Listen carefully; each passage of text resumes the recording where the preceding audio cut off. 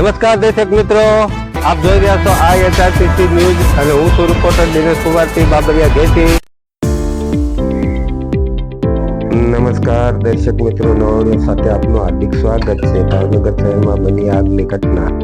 શહેરમાં વિદ્યાનગર વિસ્તાર રોડ ઉપર આવેલા ગેરેજમાં આગ ભભૂકી હતી. ગેરેજમાં પડેલો સામાન અને 3 જેટલા વાહન સળગી ઉઠ્યા હતા. આગની ઘટના અંગે ફાયર ટીમને જાણ કરાતા ઘટના સ્થળે પહોંચી હતી. પાણી છાંટી આગ પર કાબુ મેળવ્યો હતો. ઘટનામાં ગેરેજનો સામાન, કમ્પ્રેસર તેમજ વાહનો સળગી જતા મોટી નુકસાની પહોંચી હતી.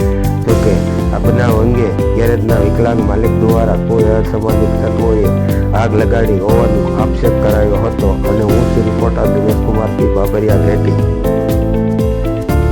નરેન્દ્રભાઈ દેવજીભાઈ સોલંકી. નરેન્દ્રભાઈ, શું બનાવ બન્યો? આ આખું મારું ગેરેજ હળગાવી નાખ્યું.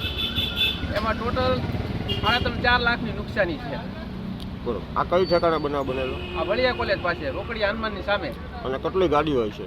ગાડીઓ ટોટલ હતી 2, એક કમ્પ્રેસર, એક કબાટ.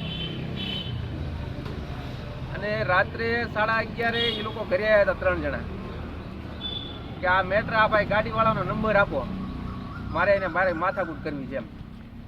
તો મેં કીધું ગાડીનો નંબર હું ભાઈ મોબાઈલ નંબર સવારે તને આપીશ, મારો ફોન બગડી ગયેલો છે.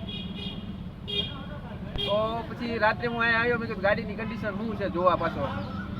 એ લોકો ઘરે આવ્યા પછી તો ગાડી એમણે પડી હતી. પછી આ રાત્રે 2 થી 2:30 વાગે આ ગાડી પહેલાં તો મને એમ કીધું કે આ ગાડી છે ને આપણે બધાને લઈ જવાની છે. મેં કીધું ગાડી ગેરેજ ન થાય, જવાબદારી મારી છે. મેં કીધું તમે 2 ભેગા થઈ જાઓ, પછી જે કરો એ.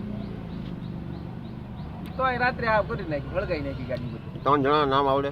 નહીં, નામ એકે ના નહીં. એમ તો 25-30 જણા હતા. મારા ઘરે આવ્યા હતા એ 3 જણાને જોઈ આપણે કહી દઈએ કે મને નામ કોઈ નથી આવડતા. અગાઉ કાંઈ જૂની ઓલી નહીં, કોઈ નહીં. હું ત્યાં કોઈ યારે માથાકૂટ નથી કરતો. મને શાંતિથી કામ કરવા દે ને એટલે. મને કોઈ ગાળ દે ને તોય હું ગાળ ખાઈ લઉં. કેમ કે પાર્ક આશરે કામ કરવાનું છે આપણે. અને આ વિશે ફરિયાદ કરશો ખરી? ફરિયાદ કરવાની જ છે ને. કરી દેખો. ઘરમાં બેઠા તો બોલો.